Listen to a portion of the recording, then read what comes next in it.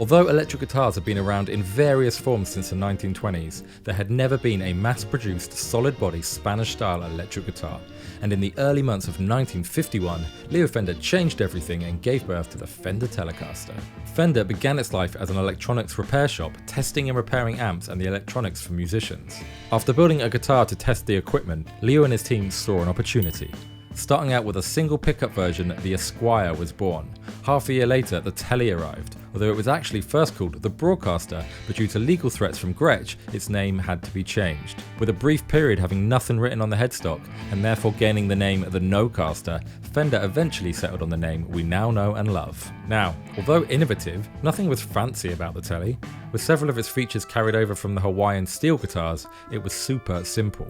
A bolt-on neck, a simple black pickguard, strings pulled straight over the nut. Even today, a basic modern Telecaster differs very little from its ancestors of the early 50s. It's worth bearing in mind that when the Telecaster was introduced in 1951, rock and roll was still a few years away. Leo Fender was building guitars and amps mainly for the Western swing guitarists. Little did he know that the TELE would be picked up by the small, loud bands that by the mid-1950s had largely supplanted the big bands of the 1930s and 40s. The Fender Telecaster was at the forefront of the birth of rock and roll.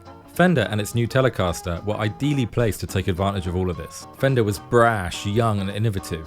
Their instruments and amps were fun, tough and affordable, rather than the delicate and expensive guitars that had come before. Over the next 30 years, the Telecaster would indent itself into the history books, finding its way into the hands of such artist legends as Muddy Waters, B.B. King, Eric Clapton, Jimmy Page, Roy Buchanan, Pete Townsend, Syd Barrett, Keith Richards, George Harrison, Andy Summers, Steve Howe, Chrissie Hynde, Graham Coxon, Bruce Springsteen, Johnny Greenwood, plus a million more.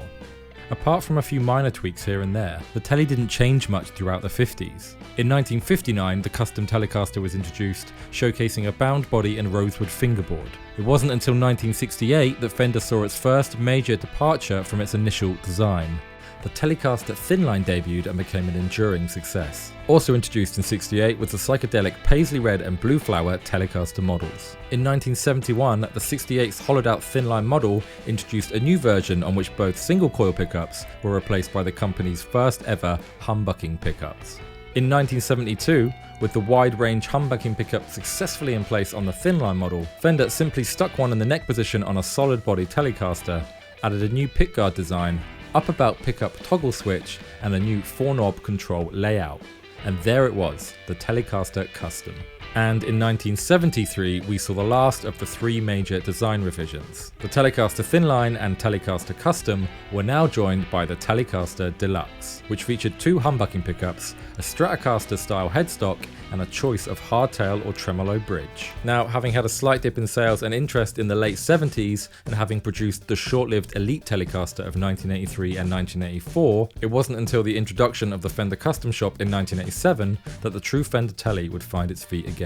Since then, Fender has offered a wealth of modern Telecaster models, designed to suit the playing, personality and pockets of any guitarist. In addition, the many artist models. It remains as one of the most popular, unique and historical guitars in existence.